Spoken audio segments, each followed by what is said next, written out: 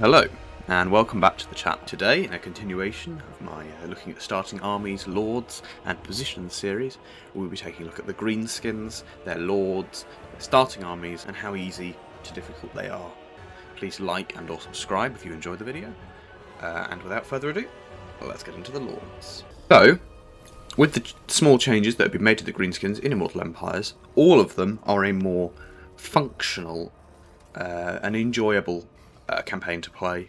With the changes to the war mechanic, it's now easier to tell your war armies where to go and to actually have an impact with your army rather than just an army of shit spawning in, taking up some income and then dying off without really doing very much. Starting here with Grimgor Ironhide, angry orc boy. So he starts over here in the mountains here. Quite a northern position, but he's got some good expansion abilities here, and I actually think this is a relatively easy start for him. There are dwarves and other things to deal with, but a lot of where he used to have issues with was down here, and he's got a little bit more freedom to kind of roam up here and to expand in a direction that he would enjoy. In terms of his starting army, it's actually fairly good. You start with Goblin Archers, pretty standard crap archer unit. Orc boys, standard, actually okay melee unit. Not amazing, obviously, but they're pretty standard. Orc boy Biggins, which are a really nice anti-large camp unit, especially for the early game. They will deal with almost any enemy camp unit in the early game, and they'll do very well against them. So a very nice unit to start off with. Black Orcs, famous within the Greenskin roster for being utter chads, and that hasn't changed in the third game. They're still an excellent melee unit, with a lot of weapon strength, a lot of armour. Big unit count for a chunky great axe unit, and they will slaughter. They are a really good melee unit to start with. And he also starts with Doom Diver Catapult. Now, Doom Diver Catapults are really fun. They do a lot of damage and have a fair range. You can also guide them, which is going to be a lot of fun in your game if you want to try and hit things with your Doom Divers. But if you don't, they do change in the mid-air, a bit like Hell Cannons. And so they're actually very good for hitting things, and then they explode, go pop, and kill quite a lot. They're very good, especially against armoured groups of armoured targets, like dwarves especially, other orcs. They're a very good starting unit. Now, Grimgor's Our Boys faction has some cool effects as well. Allows you to recruit Black Orc Big Boss in any province. Black Orc Big Bosses are a really nice hero. They're good at on the campaign map, but they're very good in combat. They will get a lot of kills. They're very tanky. Solid unit. The War having a chance to contain Black Orcs is brilliant. As I've already said, Black Orcs up here, excellent unit, and this just means that when your War appears, it will probably have at least one or two in them, and this just means that they will be a lot more powerful, very good in melee. It's very nice to have. Quite standard for a lot of lords, a lot of factions. Campaign movement range plus 10%. It's no bad thing, and I also think it's particularly good with the greenskins because you'll be quite aggressive when playing them, you'd hope. And so this just means you can get places quicker, use your War up in the time more. It's a solid effect. And minus 15% upkeep for Black Orcs and Biggins units. Now, there's a few different types of Biggins units. And Black Orcs, I've already said, good. So this is a really nice upkeep reduction. It's not reducing some shite like a lot of other factions. These are both units that you'll probably use, at least in the mid-game to maybe the early-late game in your campaign. Lord-wise, his army gets a flat 30% income boost from post-battle loot. Excellent. More money is just good to have. Greenskin economy is never that good anyway, so that's always a really nice buff. Gives buffs to Black Orc units, and these aren't unsubstantial, especially the 10 armour. That increases their already quite sizable armor pool up even more. Very nice. Keeps them in the fight longer. It's not like they weren't tanky already. Plus 12 leadership. I haven't often seen Black Orcs run away, but it does keep them in the fight a bit longer, technically. He gets Your Next, which is a pretty cool shutdown ability for enemy lords or heroes, especially caster ones. They halve their speed more or less. Minus 24 melee attack, minus 40 melee defense. So it fucks them. And if he charges at them then and punches them, they're going to take a lot of damage. Lasts quite a while as well. It's very good. It's a good way to deal with, especially other casters and weaker melee lords. And even for nerfing more powerful ones. Grimgor's War, as opposed to the one I just explained, is significantly better than this. It actually doubles some of the effects. 50% base weapon damage, 50% armor piercing weapon damage, which is absolutely fantastic. So much extra weapon damage, although slaughter, especially on Black Orcs. So Grimgor himself in combat, he's a very good melee lord. Not the best, as he often likes to claim, but he is very good. He's quite good in duels. If you use all of his abilities and stuff, he will win. And he's a bit of a Chad, really. And so he's a very fun start. Next, we have Azhag, who used to suck a bit in the previous game, but I have to say in the third game actually is okay.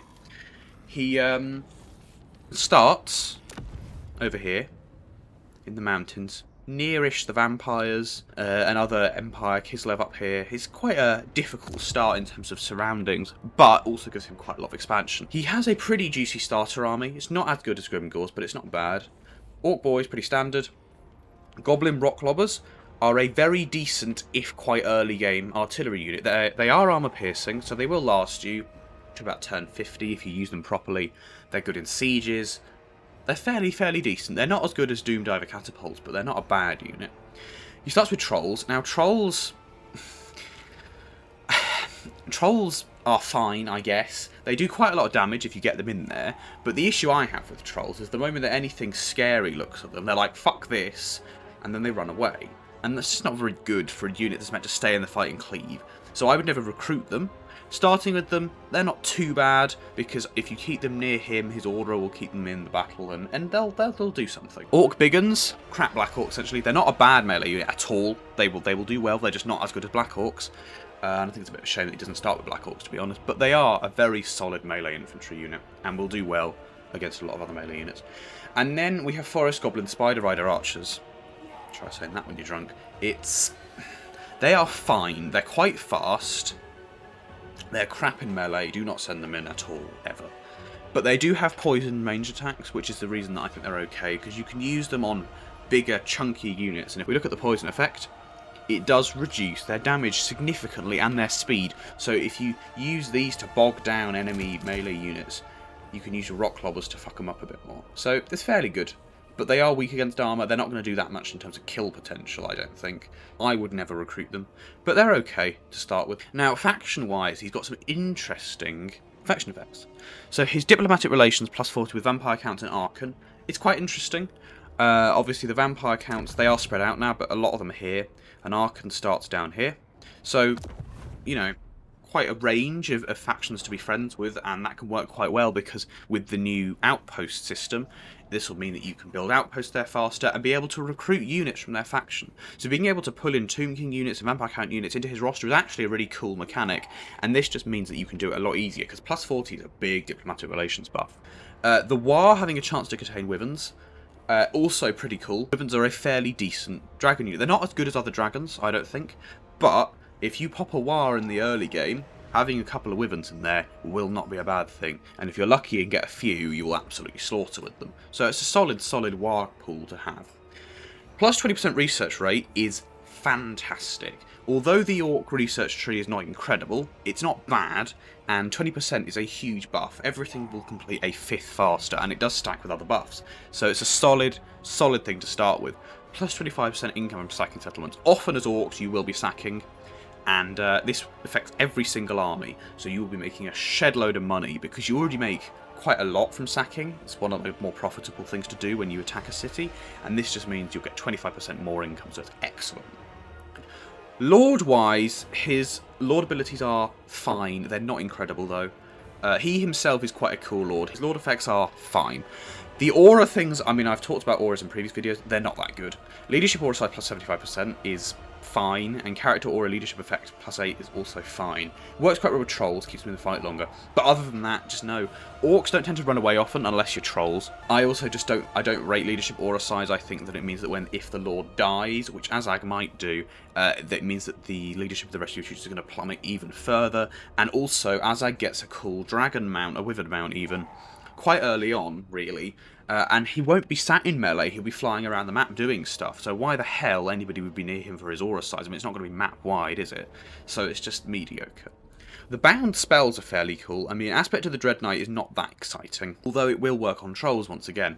Plus 8 leadership, terror and fear actually works very well with trolls, and it gives them magical attacks, so you can bypass a lot of the physical resistances that some factions have. So it's a fairly cool bound spell to have. Spirit Leech is a really nice spell to have. Does a fair amount of damage to a single character, especially just standard weak lords with no magic resistance. And it's quite cheap, really, for such amount of damage, so you can spam it, and it's really quite an enjoyable spell to have. Azhag's War, although not as exciting as Grimgor's, is also quite interesting.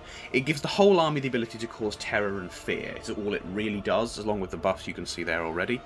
This is not bad, because this just means enemies will run away more, especially when fighting low leadership-ish factions, like the Empire and maybe Bretonnia if you get over here. It doesn't do as well against dwarves and such, but it's not a bad thing to have in your war. Next up is Skarsnik with the Crooked Moon. A very interesting legendary lord, I find.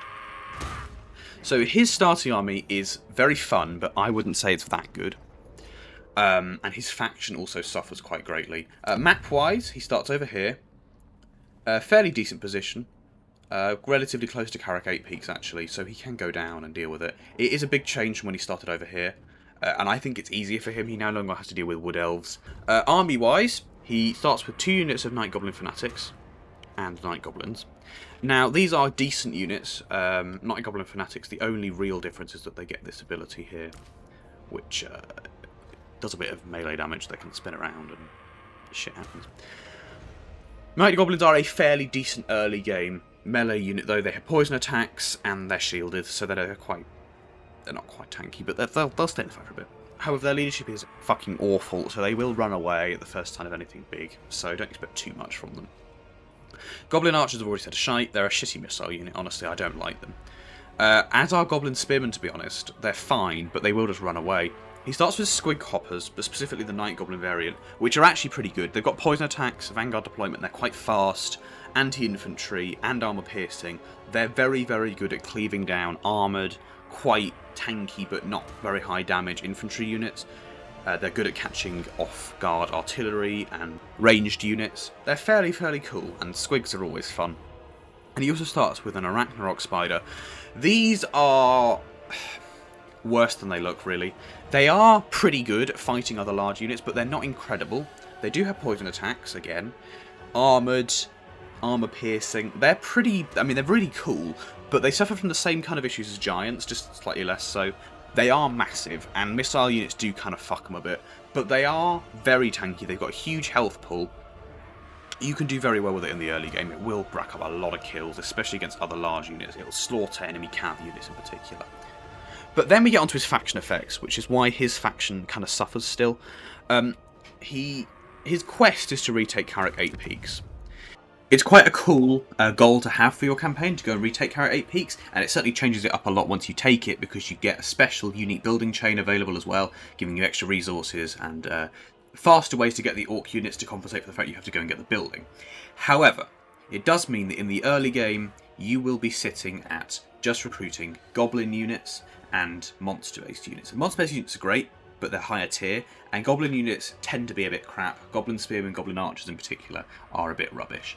And although it's not that far away, it is quite a difficult place to retake, so it's not like you can just zerg it at the start of the game unless you're incredibly good. His other faction effects actually are quite nice. Minus 50% hero action cost is pretty good. Very good if you do any kind of hero actions. I don't tend to do them often, I prefer to embed them, but it does reduce it by half, giving you a bit of a saving if you ever want to assassinate someone or scout ahead. Also, they get 100% experience. This is very nice for leveling them up quickly, especially casters and strong melee heroes that you want to use as well. His upkeep and recruitment cost is minus 40% for goblin units. This has been put in to offset the fact that he can only recruit them. It means that he, as a faction, can have loads of armies of cheap goblin units that don't cost a lot to have, and they don't cost a lot to purchase either as recruitment. And so if you have lots of night goblins and night goblin stalkers and night goblin sweet coppers, etc., you will have quite a fun goblin-y cover campaign, and you can kind of swarm Carrick 8 Peaks as this goblin horde and start recruiting orcs. His War, a bit like every other faction, has a unique unit in it, and his one is excellent, being Doomdiver Catapults, the one that Grimgor starts with here. Excellent guided missile, explosive, armour-piercing artillery unit. To get a couple of those in your War is absolutely fantastic. His Lord effects are fine, but not that exciting. He enables a lightning strike battles when reinforcements are present. The best thing about that is that he doesn't have to go down the blue tree at the bottom in order to unlock it. He just automatically gets it, so you can start the campaign by having lightning strike battles. And lightning strike battles are very useful, especially if you're going artillery or magic, so that the entire army doesn't rock up at once. You can deal with it in waves. He gets a plus 14 charge bonus for Night Goblin Squid Coppers. It's quite a specific buff, but it does give them a nice little charge bonus, bumping it up quite significantly, meaning they are more useful at hitting a back line, at running through infantry. With their anti-infantry tags and the fact that they're quite fast and poisonous, they can get in and get out, and you can cycle charge with them, as well as use them to kill some lower tier infantry units on their own. Skarsnik's War is an interesting one. Actually shows us on this one, unlike the other ones. Plus 50% armor-piercing missile damage. This is a big buff from the second game, where it was 10%, as far as I recall. And then everything else is more or less the same, apart from the 50% base missile damage as well. So this gives his army a big missile buff. This will affect artillery and ranged units, and with the orcs, it's particularly artillery units this will be good with, but it also works on goblin archers and on other possible ranged units. Next up, we have Wurrzag the Great Green Prophet, the Great Shaman of the Bloody Hands faction. Now he starts down here, where he started before, next to the Border Princes and in the kind of northern part of the Badlands. Lots of expansion, near a lot of other orcs to confederate, and room to kind of go in any direction you want. It's a really nice position to be in, one of the best positions in the game for the orcs, I think. His starting army, quite mediocre, but he makes up for it by being an absolute god of a lord. So we'll look at the army first. His entire faction is based around Savage Orcs, and so he starts with a lot of them. Savage Orc Archer Boys, Savage Orcs normal ones, Savage Orc Big Uns, and Savage Orc Boar Boys. These are all solid, better versions of standard Orc units. It doesn't mean they're great, but for example, the Boar Boys here, quite fast, good charge bonus, they're good for cycle charging. The Big Uns here, kind of chonky units that kind of go in and shut things up, but they've got absolutely no armour, so they get destroyed. They're a bit like a monster unit, but even weaker than that. Savage Orcs, you can see their stats are not bad for a standard melee unit, but they're also not that exciting. And also all of these units have this thing called War Paint, which means they have a flat physical resistance, which is nice, and it's 25%, I believe, for each unit. Check. Yep.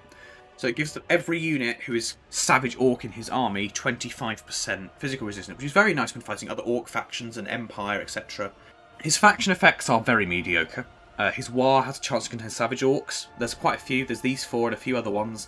Not a bad thing to have, but certainly does not match up to the Doom Divers of his one or the Black Orcs of Grimgor. And enemy hero action success chance minus 50%.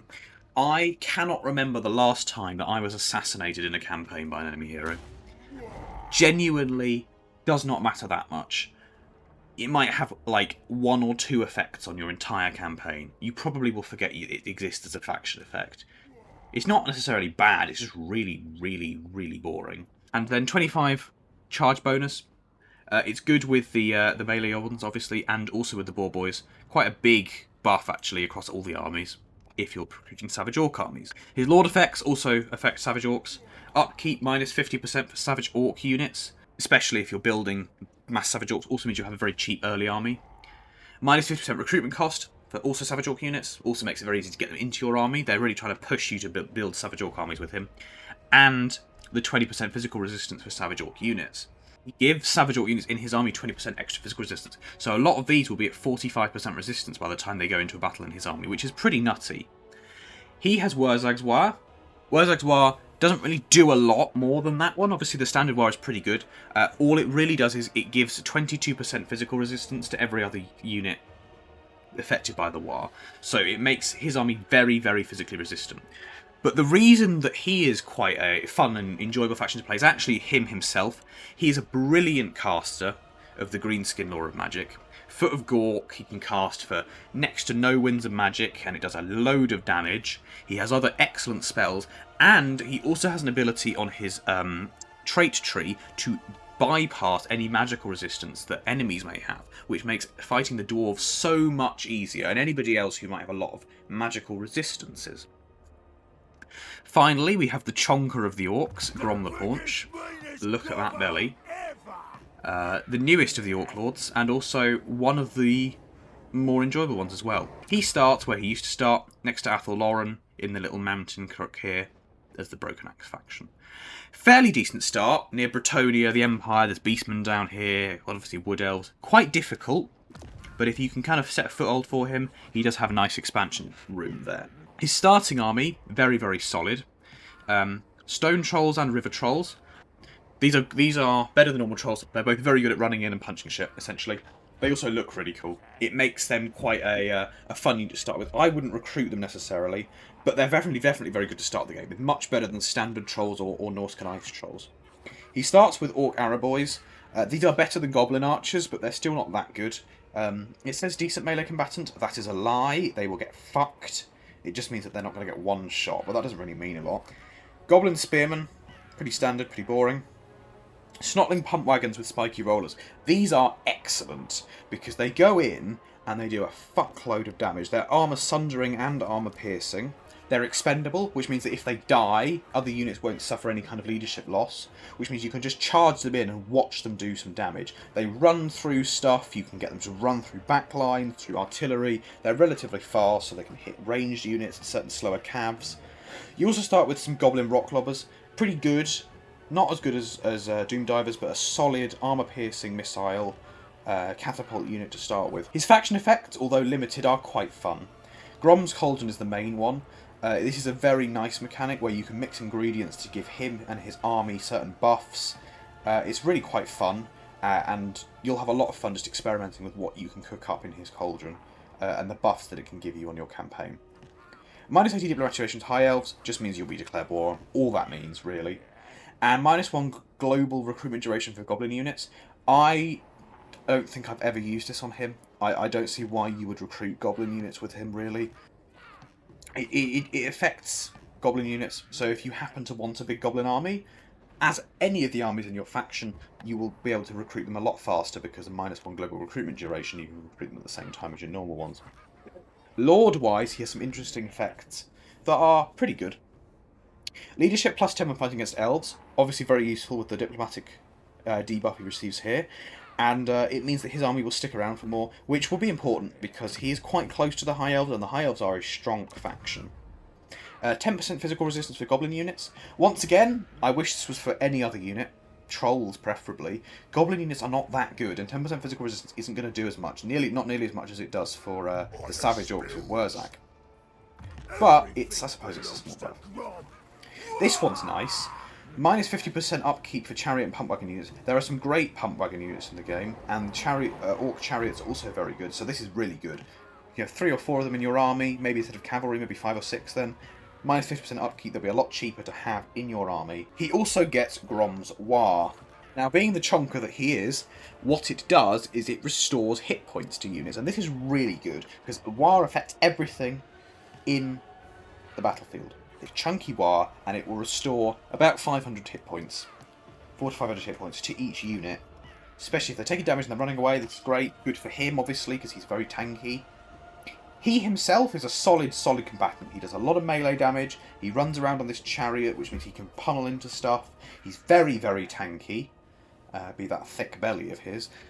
He's a pretty solid lord. Now, when it comes down to the rankings, and in terms of the order I would recommend them in for new players, I would start by saying either play Grom here or play Grimgor. I think they are the most new player friendly factions. Grimgor is just quite an easy start. He's got a brilliant starting army, a brilliant starting position, excellent faction and lord effects, and he's very fun. And Grom more because his starting army is also really good, and because he has a really cool Grom Cauldron faction mechanic, which I think new players have really enjoyed. If you play him on a lower difficulty, you shouldn't have too much issue establishing yourself down here. Then I would recommend Wurrzag. Wurrzag is also really fun, although it's more about him. So if you enjoy playing casters, play Wurrzag. His armies are not that exciting, and if you're going to go for a more army or monster focused build, I would just go with another lord, probably Grimgor or Grom, because his lord effects aren't that exciting. Savage Orcs aren't that exciting. What's exciting is him and his incredible use of magic. Then I'd recommend Azhag. Azhag's starting army, semi-decent. I like the fact his War has Wyverns in it, and he does have some pretty cool spells attached to him. And I think he's a pretty cool lord, but he's just not that powerful. But he's still quite fun, and his starting position is relatively easy. And then we have Skarsnik. Skarsnik is really hard. because Goblin units are not that good, and to get to Caracate Peaks is quite a slog. To take it is very difficult. Once you take it, you'll have an easier campaign. He also sucks quite a bit in actual combat. He's not nearly as good as any of these other lords, and his starting army is not that good either, bar the Arachnarok Spider, and so he's not that exciting. But he's a fun challenge, and if you've played the Greenskins before, definitely give him a go, because you'll enjoy playing him, and you'll enjoy the challenge of trying to get back Caracate Peaks as quickly as possible. Thank you all for watching. I hope you enjoyed the video. Please like and or subscribe if you feel inclined to do so. And leave a comment. I shall reply to any that are left. I want to give a big shout out to the people who subscribed in the last few days to my channel. It means the world to me. Thank you so much. And I hope that you enjoy future content and that many more subscribers can join you alongside. I hope you enjoyed the video, at least to some extent, and have a great day, folks.